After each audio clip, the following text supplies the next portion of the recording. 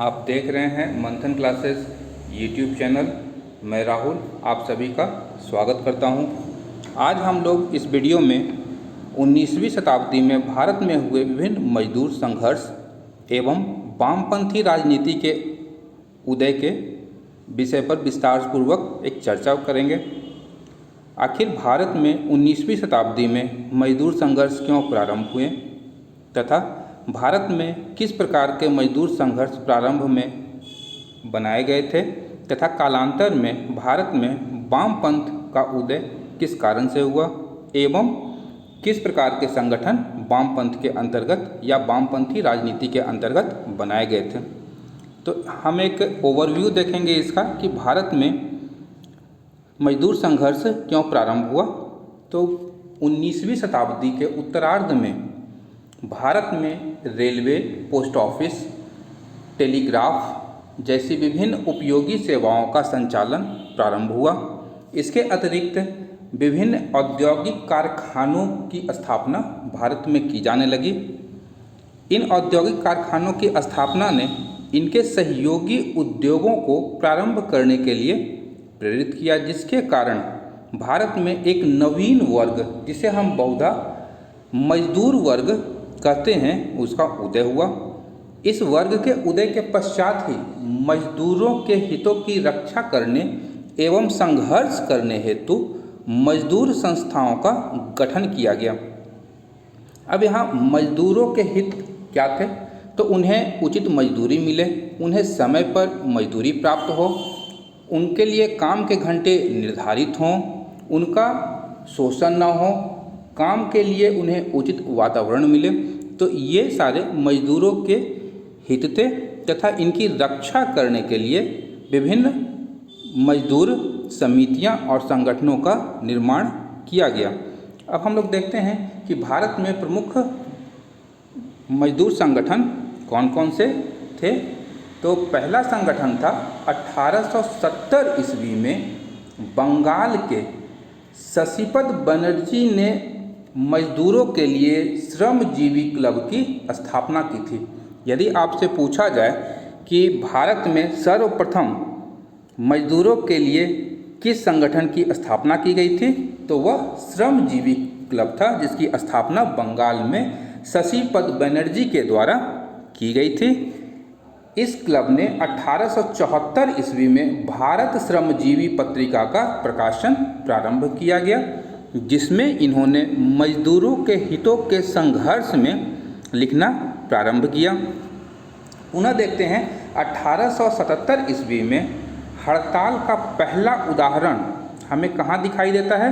तो नागपुर एम्प्रेस मिल में यह हमें दिखाई देता है। इसका कारण क्या था? तो कम मजदूरी की दर, यानी मजदूरों को न्यूनतम मजदूरी से भी कम मजदूरी पर उन्हें काम करने के लिए मजबूर किया जाता था। इसके पश्चात देखते हैं तो 1898 ईस्वी में नारायण मेघाजी लोखंडे ने दीनबंधु नामक अंग्रेजी मराठी साप्ताहिक पत्रिका का प्रकाशन किया, जिसमें इन्होंने मजदूरों के हितों के लिए लिखना। 1890 ईस्वी में बम्बई मिल हैंड्स एसोसिएशन की स्थापना की गई थी। इसे भारत के प्रथम मजदूर संगठन की संज्ञा दी जाती है। वहीं 1897 ईस्वी में स्थायी सदस्यता कोष सुस्पष्ट नियमों के साथ में amalgamated society of railway servants of India and Burma का पंजीकरण हुआ था। इसे भारत के प्रथम श्रमिक संगठन की मान्यता दी गई है।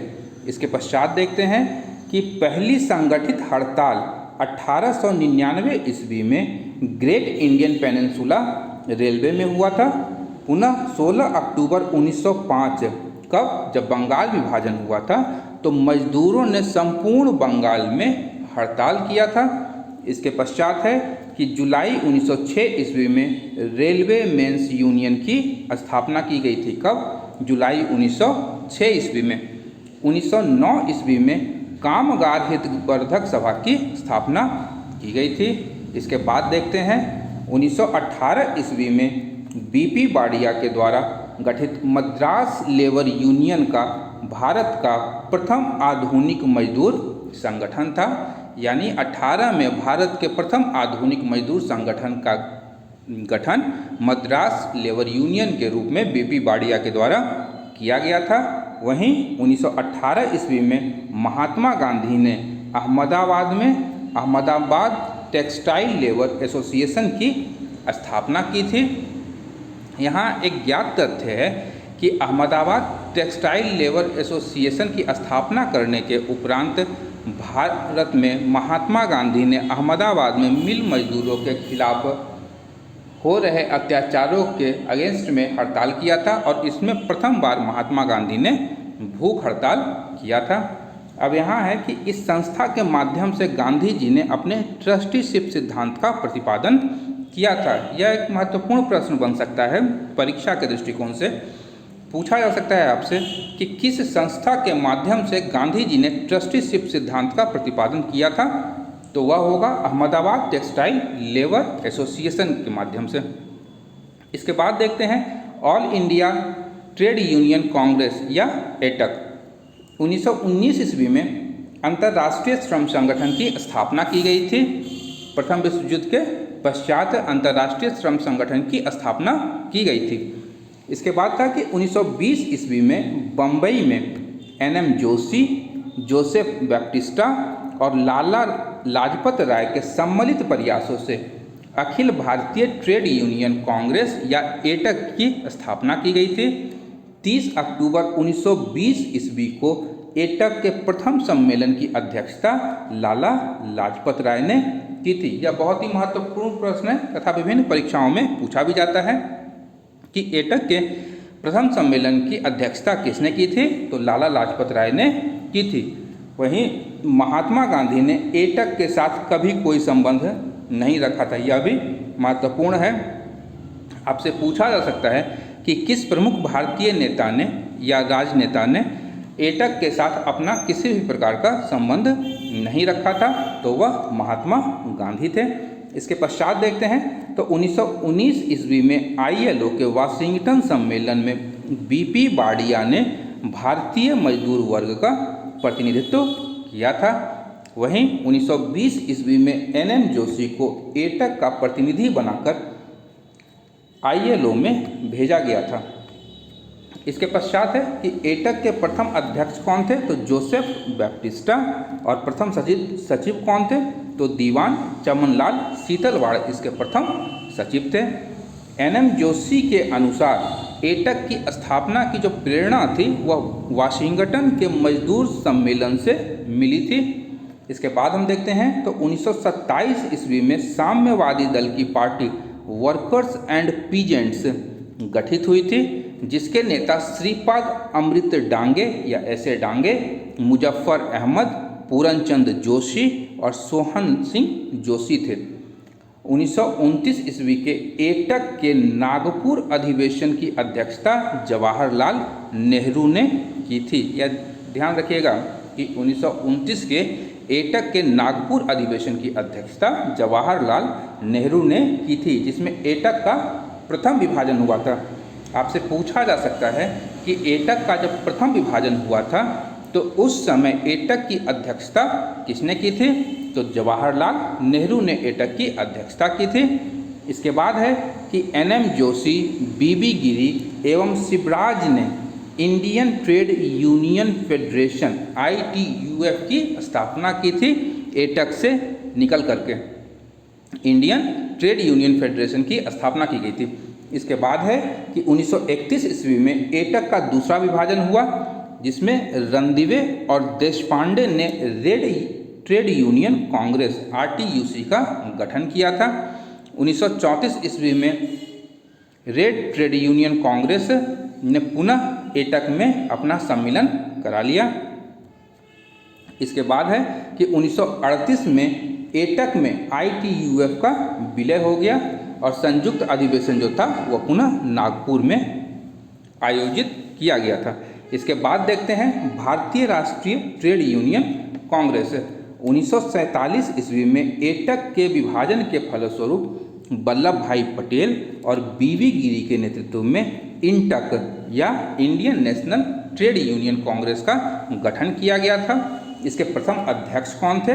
तो सरदार वल्लभ भाई पटेल। एक मजदूर संगठनों के विषय में, तो हिंदुस्तान मजदूर सभा की स्थापना कब हुई थी? तो 1938 ईस्वी में। किसने किया था? सरदार वल्लभ भाई पटेल और राजेंद्र प्रसाद ने इसका स्थापना किया था। वहीं JB कृपलानी ने इन्हें अपना सहयोग प्रदान किया था।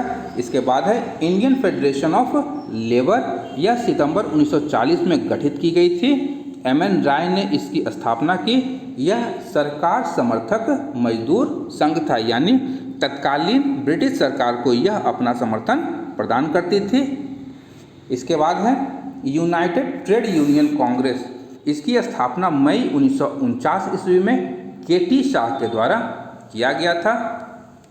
वहीं ट्रेड यूनियन की गतिविधियों को नियंत्रित एवं विनियमित करने के लिए तत्कालीन ब्रिटिश सरकार ने मुख्यतः 2 अधिनियमों को अधिनियमित किया था, जिसमें पहला था ट्रेड यूनियन अधिनियम 1926। इसकी प्रमुख विशेषता क्या थी? तो मजदूरों की हड़ताल को कानूनी मान्यता प्रदान की गई थी। साथ ही मजदूरों के राजनीतिक गतिविधियों में भाग लेने पर प्रतिबंध लगा दिया था, यानी मजदूर अब किसी भी प्रकार के राजनीतिक गतिविधि में भाग नहीं ले सकते थे। यानी वो भारत स्वतंत्रता आंदोलन के दौरान चलाए जाने वाले विभिन्न आंदोलनों में वो अपना पार्टिसिपेशन नहीं कर सकते थे। इसके बाद है ट्रेड डिस्प्यूट एक्ट 1929। इसकी प्रमुख विशेषता क्या थी? कि अति आवश्यक सेवाओं जैसे हो गया आपका बिजली, पानी और रेलवे आदि में कार्यरत मजदूरों के हड़ताल करने के अधिकार को, या जो हड़ताल करते थे उसे प्रतिबंधित कर दिया गया। अब आप आवश्यक सेवाओं में हड़ताल नहीं कर सकते थे। इसके बाद है कि अति आवश्यक सेवाओं में राजनीतिक कार्रवाइयों या किसी दूसरे के समर्थन में आहूत हड़तालों पर प्रतिबंध आरोपित कर दिया गया। इसके बाद हम देखते हैं तो 1925 ईस्वी में दत्तोपंत ठेंगड़ी ने बम्बई अधिवेशन में एटक के अध्यक्ष बने थे। ये दत्तोपंत ठेंगड़ी। अब दत्तोपंत ठेंगड़ी ऐसे प्रथम व्यक्ति थे जिन्होंने ट्रेड यूनियन मंच से वर्ग संघर्ष की शुरुआत की थी। यह आपसे प्रश्न पूछा जाता है कि ट्रेड यूनियन मंच से वह प्रथम व्यक्ति कौन थे जिसने वर्ग संघर्ष की शुरुआत की? तो इसका उत्तर होगा दत्तोपंत ठेंगड़ी। यहाँ एक कथन है, साम्राज्यवाद एवं सैन्यवाद जो है पूंजीवाद की जुड़वा संतानें हैं। यह कथन है लाला लाजपत राय का। आज का हमारा यह चर्चा यहीं पर समाप्त होता है। यदि आपको हमारा यह प्रयास पसंद आ रहा है तो आप हमारे इस चैनल को लाइक करें, सब्सक्राइब करें, साथ ही साथ बेल आइकन को दबाना बिल्कुल भी ना भूलें, ताकि आपको हमारे वीडियोस की नोटिफिकेशन प्राप्त होती रहे। तब तक के लिए धन्यवाद। मैं राहुल, टीम मंथन की ओर से।